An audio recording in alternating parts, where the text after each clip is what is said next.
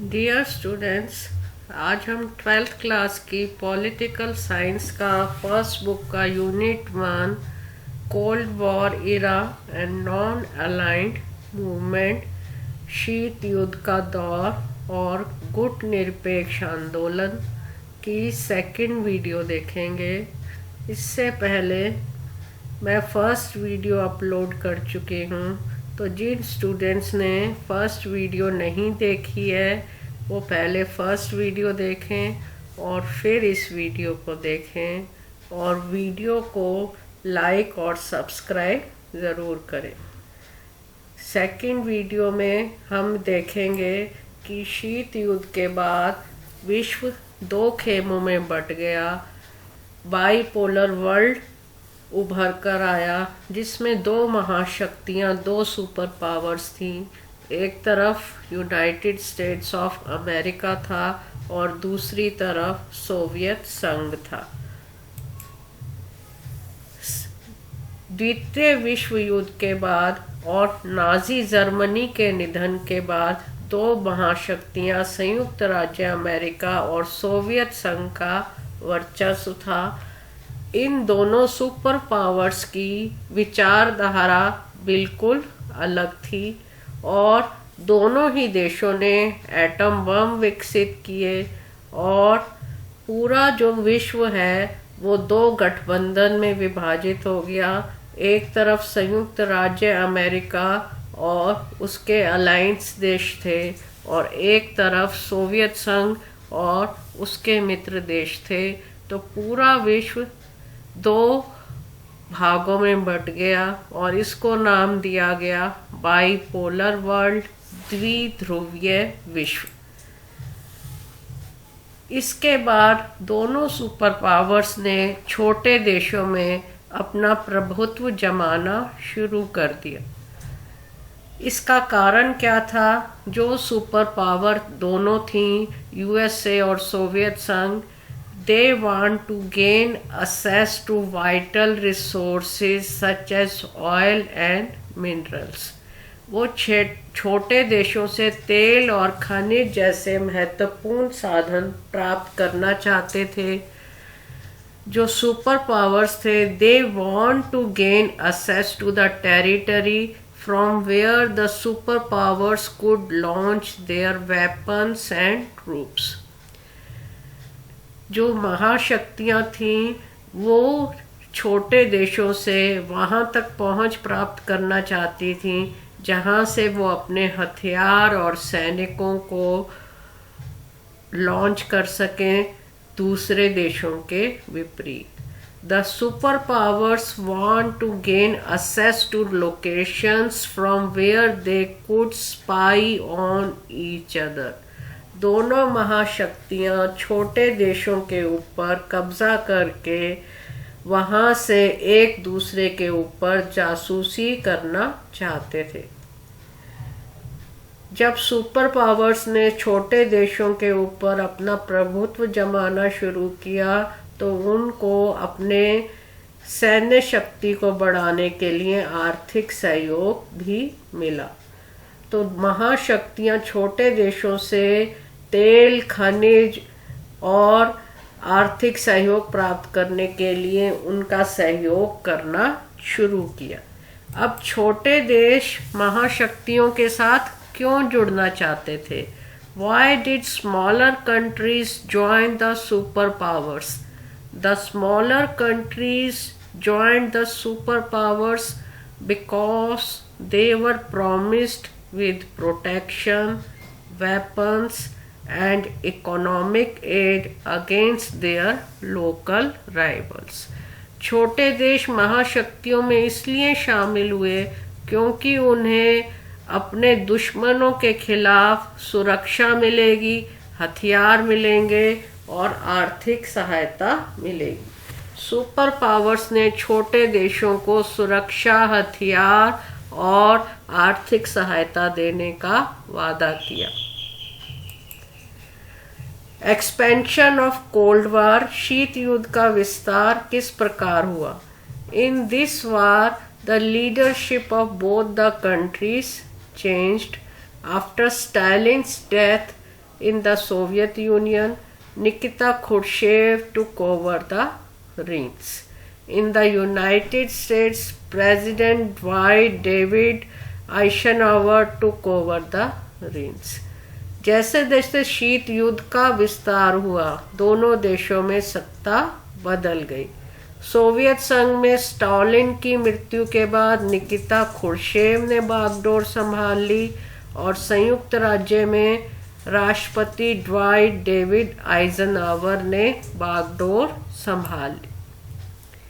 शीत युद्ध के दूसरे चरण में यूनाइटेड स्टेट्स ने पश्चिमी अलायंस बनाने शुरू किए और उन्होंने 3 संगठन बनाए जिनके नाम हैं नाटो, सीटो, सेंटो। नाटो मतलब North Atlantic Treaty Organization, SEATO means South East Asia Treaty Organization, CENTO means Central Treaty Organization. तो यूनाइटेड स्टेट्स ने 3 गठबंधन बनाए, नाटो, सीटो और सेंटो, जिसमें पश्चिमी देश थे। The Soviet union created eastern alliance known as the Warsaw Pact, and its function was to counter Western alliance in Europe. Soviet संघ ने वार्सा पैक्ट बनाया जो कि एक पूर्वी गठबंधन था। इसका मुख्य काम था यूरोप में पश्चिमी गठबंधन को काउंटरएक्ट करना, उसका मुकाबला करना। छोटे देशों ने इन गठबंधन को से जुड़ना इसलिए स्वीकार किया क्योंकि छोटे देशों को अपने दुश्मनों के विपरीत सैन्य शक्ति चाहिए थी, हथियार चाहिए थे और उनको आर्थिक सहायता भी जरूरत थी। NATO, North Atlantic Treaty Organization, this is a military alliance established on April 4, 1949. NATO created a counterweight to Soviet armies stationed in Central and Eastern Europe after World War II. NATO एक सैन्य गठबंधन था जो 4 अप्रैल 1949 को स्थापित हुआ और इसने द्वितीय विश्व युद्ध के बाद मध्य और पूर्वी यूरोप में तैनात सोवियत सेनाओं के लिए जवाबी कार्रवाई की। नाटो के 1949 में 12 सदस्य थे, लेकिन अब इसके अंदर 29 सदस्य हो गए हैं। जब नाटो की शुरुआत हुई उस वक्त उसमें सदस्य देश थे Belgium, Canada, Denmark, France, Iceland, Italy, Luxembourg, Netherlands, Norway, Portugal, United Kingdom and the United States. NATO का उद्देश्य था कि अगर उनमें से किसी भी एक देश के ऊपर हमला हुआ तो बाकी सभी देश उसको ऐसे मानेंगे कि उन पर हमला किया गया है और वो दूसरे देश की सहायता करेंगे। सीटो की फुल फॉर्म है South East Asian Treaty Organization. SEATO को मनीला पैक्ट के नाम से भी जाना जाता है। सीटो और Manila pact was an international organization for collective defense in Southeast Asia, signed in 8 September 1954. Its headquarters is at Bangkok, Thailand. सीटो दक्षिण पूर्व एशिया में सामूहिक रक्षा के लिए एक अंतर्राष्ट्रीय संगठन था जिसे 8 सितंबर 1954 को शुरू किया गया। संयुक्त राज्य America, France, Great Britain, New Zealand Australia, Philippines, Thailand और पाकिस्तान ने मिलकर सीटो का गठन किया। इसका headquarter main office Bangkok, Thailand में है। सीटो का उद्देश्य क्या था? SEATO was created to prevent the spread of communism. SEATO का मुख्य उद्देश्य था साम्यवाद के प्रसार को रोकना। सीटो जो था एक पश्चिमी गठबंधन था और वो पूर्वी विचारधारा के प्रसार को रोकना चाहते थे, समाजवाद के प्रसार को रोकना चाहते थे। The United States believed that the expansion of communism led by USSR would threaten democracy throughout the world. सीटों का मानना था और यूनाइटेड स्टेट्स का मानना था कि यूएसएसआर जो अपनी नीति का प्रसार कर रहा है, समाजवाद का प्रसार कर रहा है, उससे दुनिया भर में लोकतंत्र को खतरा हो जाएगा। तो सीटो यूनाइटेड स्टेट का मुख्य उद्देश्य था समाजवाद को रोकना। आंतरिक विवादों के कारण यह असफल हुआ और 30 जून 1977 में इसको डिसॉल्व कर दिया गया। CENTO means Central Treaty organisation.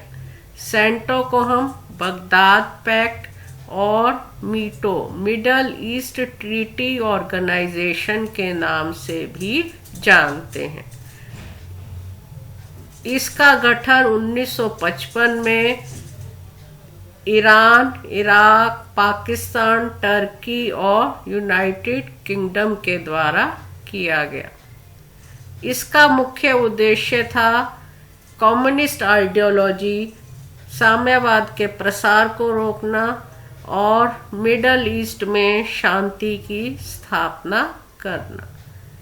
लेकिन यह भी यूएस का प्रसार असफल हुआ और 1979 में इसको डिसॉल्व करना पड़ा, इसको भंग करना पड़ा। तो आप देख रहे हैं किस प्रकार से यूएसए ने सोवियत संघ की समाजवादी विचारधारा को रोकने के लिए विभिन्न गठबंधन बनाए। अब सोवियत संघ भी पीछे नहीं रहना चाहता था।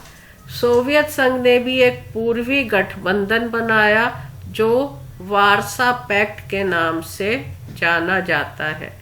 वारसा treaty organisation known as Warsaw Pact was a collective defense treaty signed in Warsaw, Poland between the Soviet Union and 7 other members: Albania, Romania, Poland, East Germany, Hungary, Czechoslovakia and Bulgaria। वारसा संधि का गठन 14 मई 1955 को वारसा, Poland में किया गया और इसमें मुख्य देश सोवियत यूनियन था और उसके साथ 7 सदस्य देश और थे। What is motto of Warsaw pact? अब वारसा संधि का सिद्धांत क्या था? हमने पश्चिमी गठबंधन यूएस की तो सिद्धांत देख लिया। अब वारसा संधि क्या कहती थी? वारसा संधि का सिद्धांत था union of peace and socialism. Warsaw संधि का उद्देश्य था शांति और समाजवाद का संघ स्थापित करना। दूसरा उद्देश्य था कलेक्टिव डिफेंस। जो भी वारसा पैक्ट के अंदर देश आते थे उनकी सामूहिक सुरक्षा।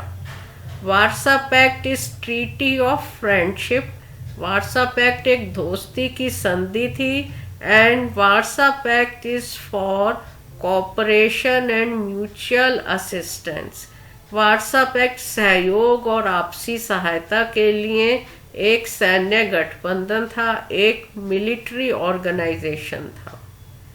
तो वारसा पैक्ट ने उसके जो सदस्य देश आते थे वहाँ शांति और समाजवाद का प्रसार करने के लिए काम किया। यह एक आपसी सहयोग और दोस्ती की संधि थी जिसने सैन्य संगठन भी स्थापित किए, लेकिन आपसी मतभेद के कारण 1 जुलाई 1991 को यह भंग हो गया। द्वितीय विश्व युद्ध के दौरान विभिन्न संकट उत्पन्न हुए। कोरियन क्राइसिस, कोरियन संकट, जो कि कोरियन वार 1950 से 1953 तक चला। बर्लिन विवाद 1958 से 1962 तक चला और कांगो विवाद 1960 में उत्पन्न हुआ। इन विवादों के बारे में, इन संकट के बारे में हम आगे की वीडियो में देखेंगे। कोरिया में क्या संकट पैदा हुआ? Korean war was fought between North Korea and South Korea in 1950। 1950 में उत्तर कोरिया और दक्षिण कोरिया के बीच युद्ध हुआ। युद्ध का कारण क्या था?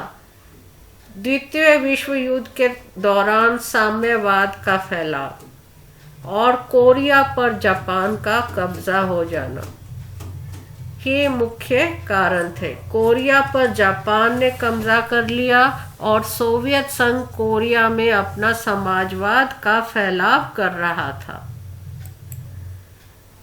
Korean war was started on 25 June 1950 between North Korea and South Korea। Uttar Korea और दक्षिणी कोरिया के बीच 25 जून 1950 को कोरिया का युद्ध शुरू हुआ।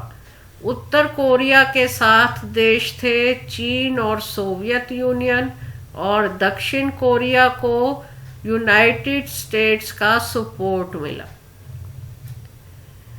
तो दोनों उत्तर कोरिया और दक्षिणी कोरिया में लड़ाई शुरू हुई, जिसका मुख्य कारण था वही विचारधारा, पूंजीवादी और समाजवादी विचारधारा।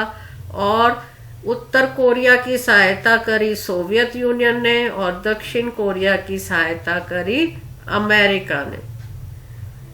कोरिया का युद्ध ऑफिशियली 27 जुलाई 1953 को समाप्त हो गया, जब दोनों देशों ने एक समझौते पर हस्ताक्षर किए 27 जुलाई 1953 को। The agreement created the Korean demilitarized zone to separate North and South Korea।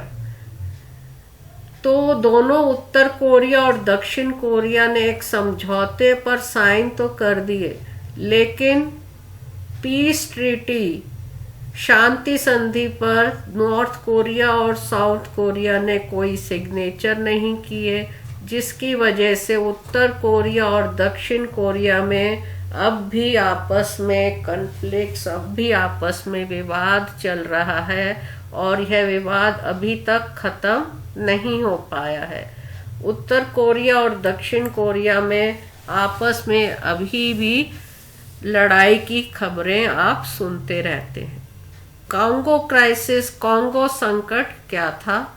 Congo crisis was a complex political tumult that began just days following Belgium granting of Congolese independence in 1960. It lasted for 4 years. Congo संकट क्या था? Congo संकट एक जटिल राजनीतिक विवाद था जो कांगो की स्वतंत्रता के कुछ दिन बाद ही शुरू हो गया था। जब कांगो को स्वतंत्रता मिली 1960 में, तब यह विवाद शुरू हो गया और यह 4 साल तक चला। तो इस वीडियो में आपने देखा कि शीत युद्ध का प्रसार किस प्रकार से हुआ, किस प्रकार से सुपर पावर्स ने छोटे देशों में अपने पैर पसारने शुरू करे, छोटे देशों ने सुपर पावर से गठबंधन किया क्योंकि उनको आर्थिक और सैन्य सहायता की जरूरत थी। इस प्रकार शीत युद्ध चलता गया और विश्व दो खेमों में बटा रहा क्योंकि यह एक विचारधारा की लड़ाई थी। आई होप आपको यह वीडियो समझ आई होगी, तो इस वीडियो को लाइक और सब्सक्राइब ज़रूर करिए। Thank you very much.